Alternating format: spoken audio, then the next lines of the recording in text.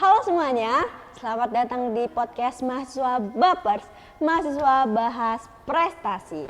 Kali ini kita kedatangan tamu istimewa yaitu Saudara Dimas Bimantoro sebagai Wakil Presiden Mahasiswa Universitas Muhammadiyah Cirebon. Apa kabar Kak Dimas sebelumnya? Alhamdulillah baik. Kamu gimana kabarnya? Alhamdulillah sangat baik dong Kak Dimas. Terima kasih Kak Dimas sudah datang di Podcast kali ini. Sama-sama. Ada yang perlu ditanyain nggak nih? Apa nih? Banyak. Mulai dari mana nih Kak Dimas maunya? Apa aja deh orang kamu MC-nya. Oke siap. Saya kan nggak tahu nih Kak Dimas bagaimana dan semuanya juga belum tahu Kak Dimas tuh seperti apa orangnya. Sudah tahu semua? Boleh berkenalan dulu dong Kak Dimas. Oke, saya Dimas Bimantoro, saya mahasiswa peternakan semester 7 dan masih banyak background yang akan saya ceritakan di podcast ini. Mahasiswa peternakan, kalau boleh tahu nanti setelah lulus itu ngapain Kak Dimas? Apakah membangun peternakan sapi atau membangun apa gitu Kak Dimas? Idealis saya waktu semester 1 itu waktu jadi maba nih. Semester berapa? Semester 3 dong. Semester 3. Ngerasain jadi maba ya? Yang ngerasain. Idealis saya waktu semester 1 itu ingin buat swasembada pangan. Jadi saya mau ngebuat sistem yang ngebuat peternakan di Indonesia itu memiliki daging yang melimpah dan ngebuat Indonesia itu nggak kekurangan daging dan menekan harga daging tersebut sehingga gizi untuk orang Indonesia itu tercukupi. Itu untuk idealis saya waktu masih semester 1. Mungkin sekarang lebih realistis ya. Karena udah realistis, saya mungkin berusaha untuk menciptakan peternakan sendiri dan ketika sukses nanti saya sedikit demi sedikit merangkai atau mencapai mimpi saya yang waktu menjadi maba di sini. Seperti itu. Sungguh luar biasa sekali ya teman-teman kita semuanya. Kalau nanti Kak Dimas sudah mempunyai peternakan, boleh dong Kak Dimas infoloker. Boleh. Nanti bisa masuk lah teman-teman dari UMC kalau misalkan doakan saja. Amin teman-teman UMC. Nanti kalau Kak Dimas sudah punya peternakan yang sangat luar biasa, kalian boleh daftar atau infoloker melalui UMC, oke? Kak Dimas, tadi kan Kak Dimas sekarang semester 7 nih. Berarti habis KKM dong. Kebetulan saya itu di semester ini nggak KKM juga. Karena saya waktu semester 6 mengikuti program dari pemerintah yaitu program kampus mengajar dan saya itu ditempatkan di salah satu SMP lah.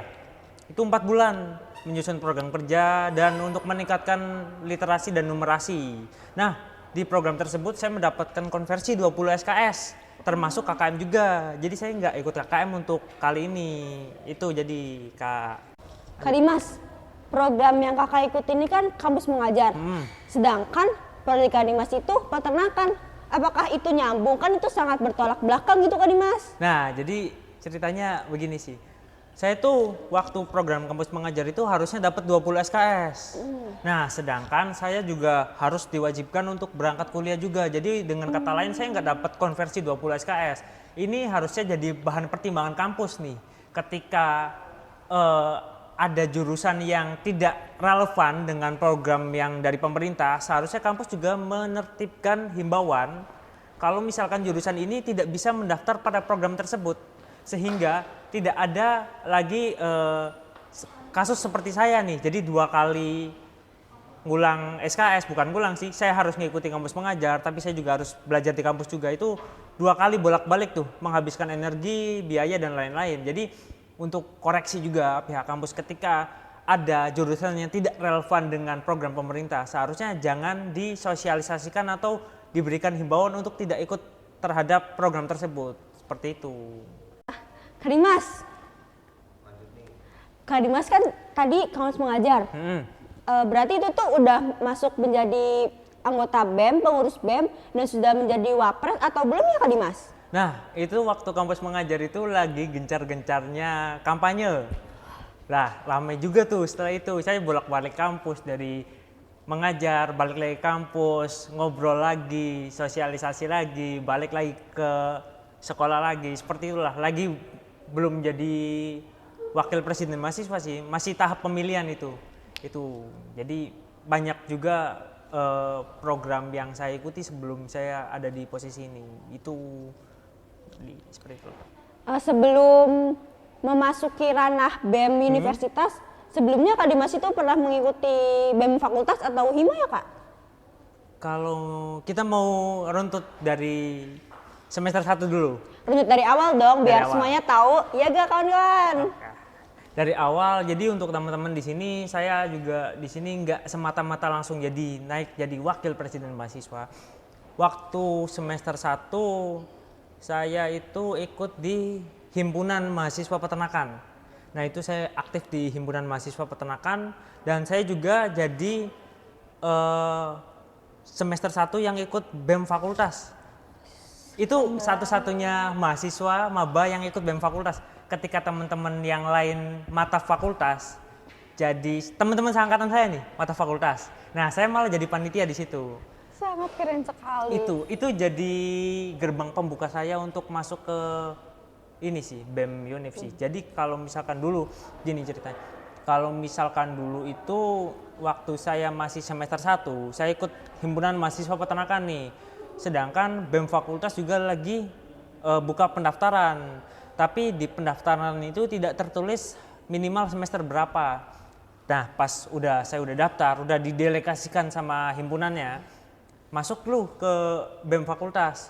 Nah, tapi waktu masuk ke BEM fakultas itu di kumpulan pertama itu saya dipandang nggak enak lah, karena di seluruh pengurus baru atau pengurus BEM fakultas pada saat itu semester 3 sama semester 5. Nah, nggak ada semester 1 tuh. Saya di situ kayak ngerasa teman-teman, saya tidak menyebutkan kesalahan orangnya sih. Mungkin itu juga wajar lah karena mereka belum tahu kemampuan saya. Mereka mandang kayak ini beneran nih semester 1 mau masuk BEM fakultas. Ini beneran nih semester 1 mau andil ke dalam sini. Kita aja semester 3 sama semester 5 tuh baru gabung ke sini gitu. Dan waktu dapat pertanyaan-pertanyaan seperti itu dan banyak banget yang menanyakan itu di pengurusan yang lain. Ada satu momen di mana ketua BEM fakultas itu Gubernur Dani Fitriana, yaitu gubernur saya dulu, dia membela saya. Dia bilang kalau misalkan Mas ini punya potensi, kita lihat saja ke depan. Nanti kalau misalkan nggak sesuai, kita buang atau kita cut.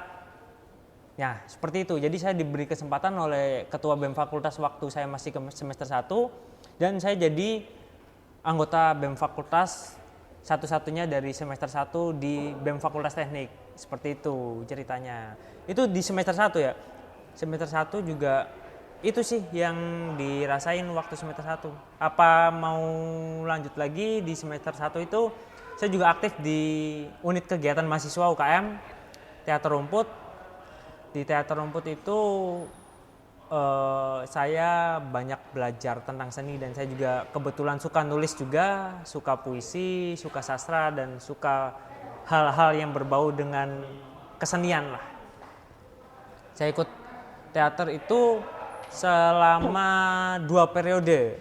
2 periode. Nah, buat teman-teman di sini yang mendengarkan podcast ini belum tahu nih, di step by step di teater itu nggak bisa langsung jadi anggota. Oh, baru tahu. Iya. Itu ternyata.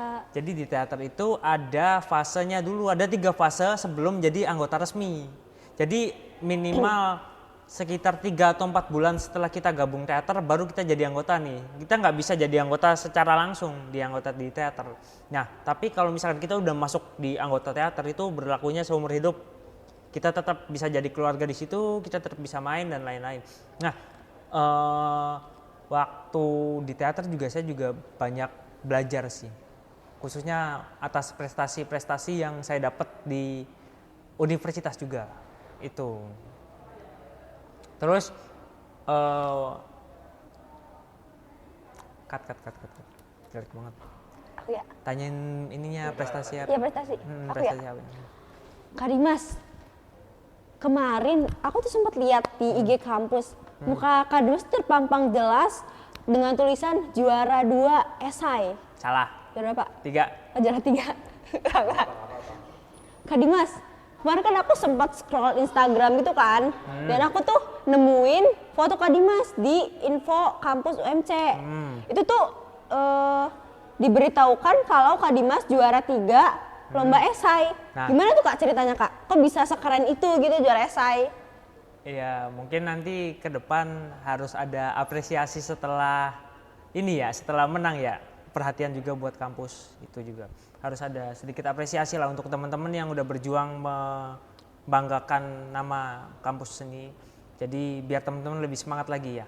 Catatan nih buat teman-teman.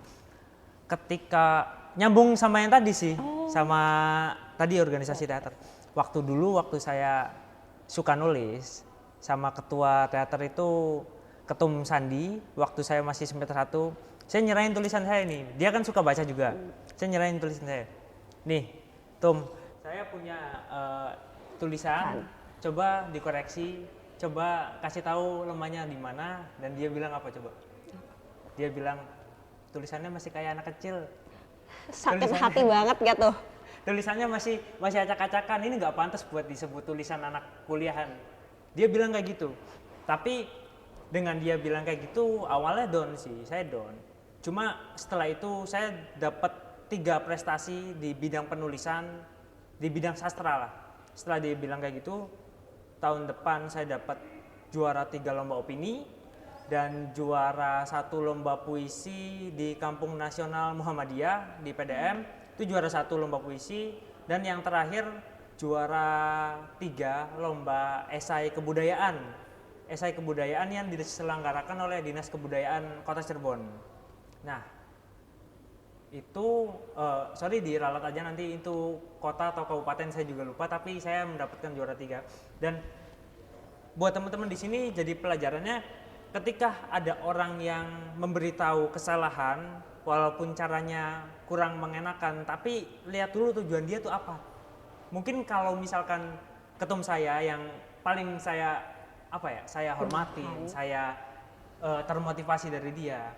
Kalau misalkan dia nggak bilang tulisan saya kayak anak kecil, kalau dia nggak bilang tulisan saya acak-acakan, pasti saya nggak dapat prestasi yang sebanyak ini gitu. Coba kalau dulu dia muji tulisan saya. Bagus banget, tidak? Iya. Dimas keren banget gitu ya? Langsung berpuas diri sih. Nggak bakal ada latihan-latihan selanjutnya sih.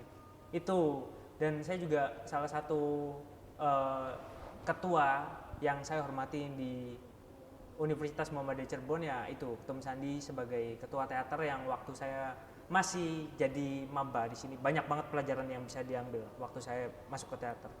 Nah, itu baru semester awal atau tingkat 1. Tingkat 1 tuh semester 1, semester 2. Ya.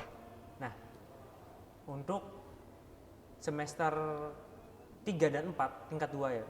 Tingkat 2 juga masih banyak hal yang bisa diceritain sih. Kak Dimas, tadi Kak Dimas kan juara 3 esai. Boleh dong nanti kita joki gitu ya, joki esai. Boleh nggak Kak Dimas? Ada joki esai. Bercanda.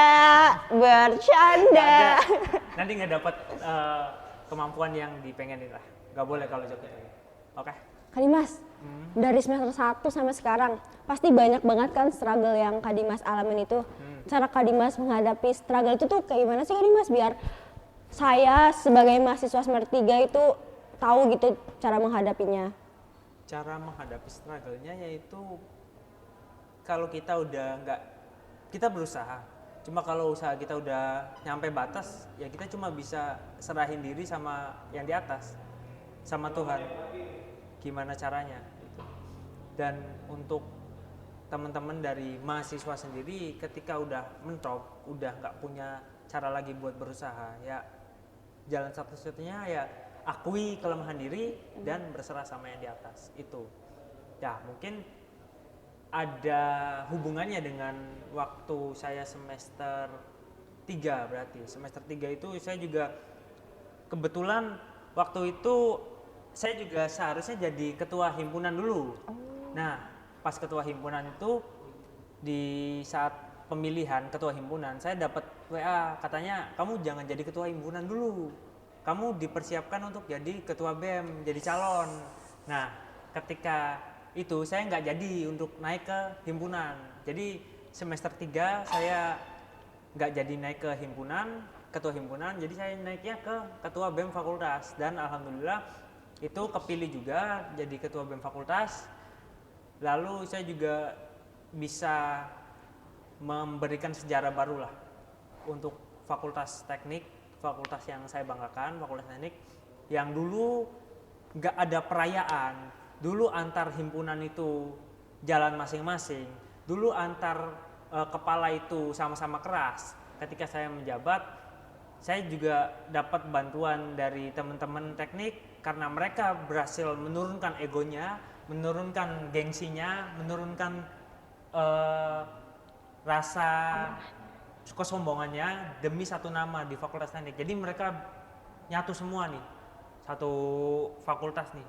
Nggak ada yang namanya himpunan mahasiswa peternakan, himpunan teknik industri, dan himpunan informatika. Waktu saat itu udah nggak ada nih, karena mereka udah nyatu nih. Jadi mereka bisa bikin program perayaan besar-besaran untuk maba dan untuk kakak tingkat yang udah lulus. Itu pencapaian saya di BEM Fakultas, dan masih banyak sih, tapi itu pencapaian yang paling besar sehingga saya bisa dilirik dan duduk di sini sampai sekarang. Itu. Dari tadi Kak Dimas bercerita dan banyak pengalaman di UMC itu, Kak Dimas bangga nggak sih kuliah di UMC tercinta ini? Bangga sih, bangga banget. Bangga banget. Berarti banyak ya benefit yang Kak Dimas dapatkan saat berkuliah di Universitas Muhammadiyah Cirebon ini. Banyak, tapi banyak juga PR yang harus UMC selesaikan. Ya, PR kita masih banyak lah. Itu. Harapan Kak Dimas buat Universitas Muhammadiyah tercinta ini tuh apa ya Kak Dimas?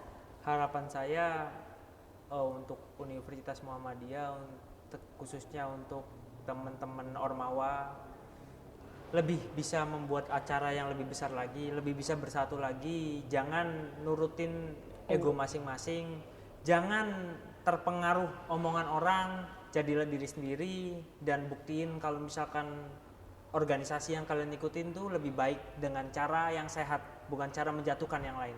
Seperti itu. Dan untuk harapan bagi mahasiswanya sendiri, harus lebih memiliki daya juang yang lebih tinggi lagi, harus bisa meningkatkan prestasi yang lebih lagi, dan harus bisa membuat orang-orang tuh ngelirik ke UMC.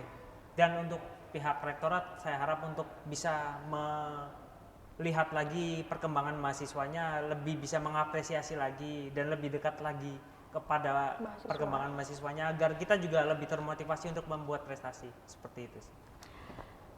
Terima kasih Kak Dimas atas bercerita pengalamannya kepada kita semua. Sangat-sangat luar biasa pengalaman beliau ini ya teman-teman. Semoga kita semua termotivasi dan lebih semangat untuk menjadi mahasiswa Universitas Muhammadiyah Cirebon ini. Terima kasih Kak Dimas sudah berkenan hadir di acara podcast kali ini. Jangan lupa follow IG BEM UMC, TikTok UMC, dan follow saya dan Kak Dimas juga boleh. Jangan lupa follow saya IG Alzagnie, dan apa IG-nya Kak Dimas?